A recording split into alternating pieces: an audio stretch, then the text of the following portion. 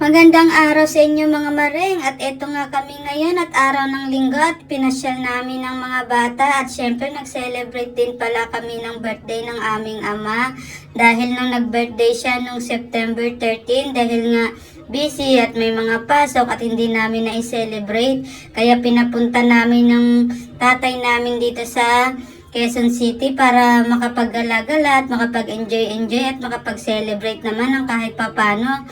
At makita niya yung mga kanyang mga pinakamamahal na apo para naman makapag-banding-banding sila. At ayan, andito nga pala kami sa SM Grand Central para makapag-laro-laro naman yung mga bata.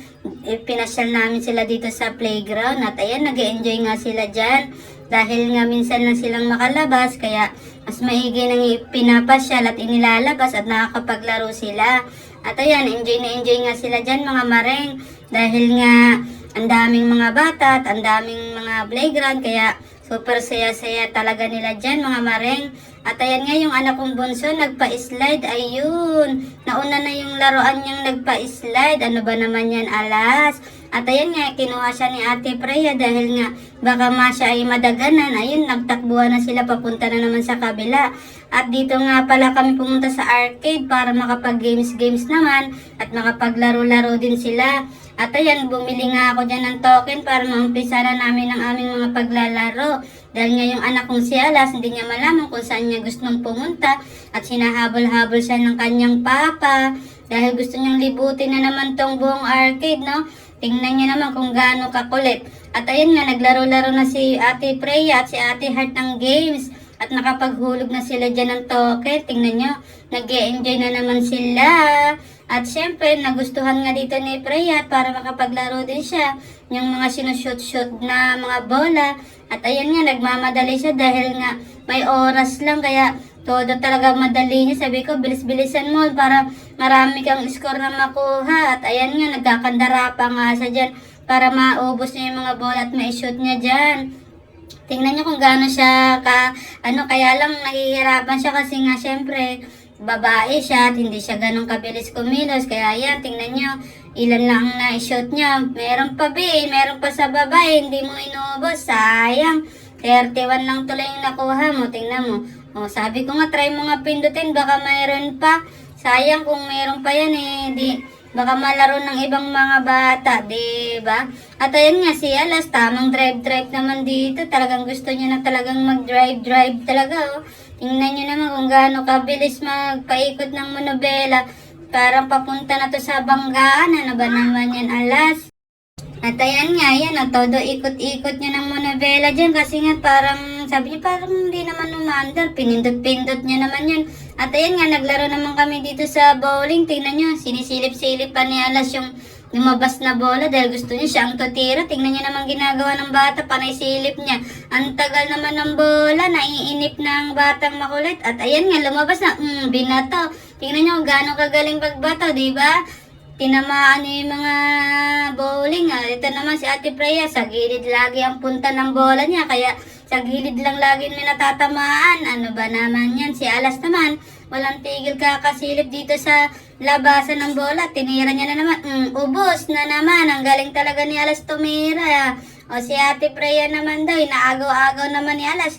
Talaga naman, ayaw ko. Pumunta na naman sa gilid. Ano ba naman yan?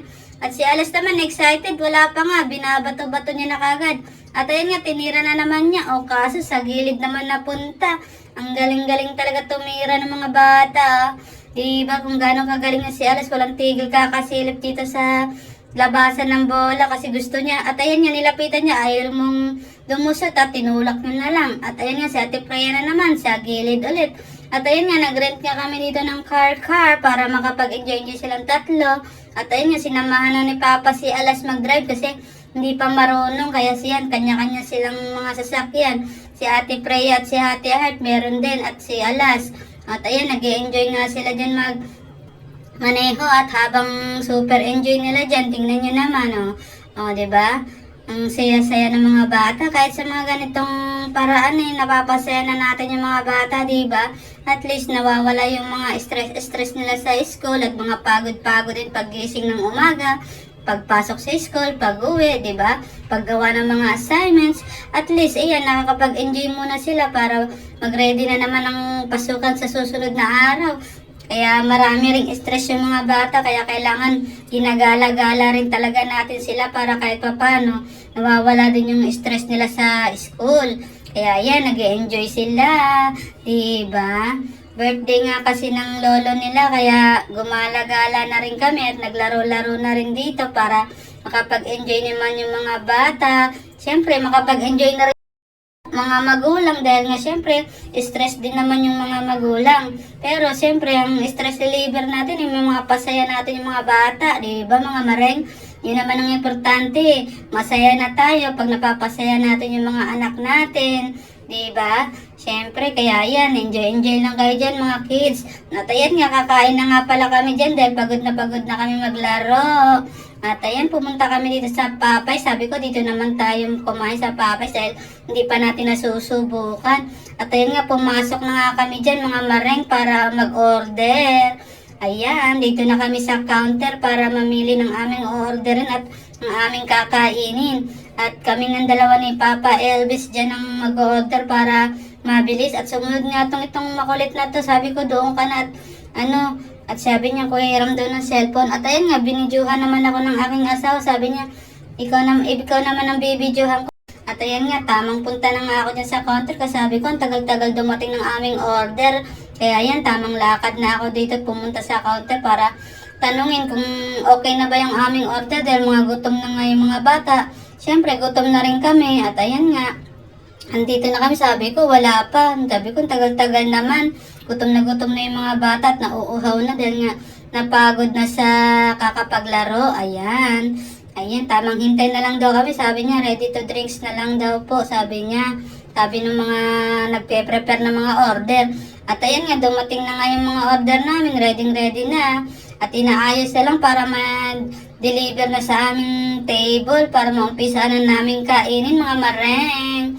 At ayan, tamang order lang kami dito kasi baka mamaya pag sobra-sobra yung order namin ay hindi maubos. Masasayang na naman kaya tamang order lang tayo dito mga mareng. At ayan nga, ready na kaming kumain dito mga mareng. Inuumpisahan na namin para matapos na kami at makauwi. At syempre, baka abutan na naman tayo ng ulan, di ba mga mareng? Tuwing hapon pa naman, panay ulan, kaya kailangan makauwi na kami agad. Kaya yan, syempre may mga kasama kami mga bata, baka mga mabasa o di magkakasakit pa. Kaya kailangan matapos na kami kumain dito mga mareng. Maraming salamat nga pala sa palaging nanonood ng aking vlog. At syempre, happy birthday nga pala sa tatay namin. God bless at sana good health palagi. Maraming salamat po.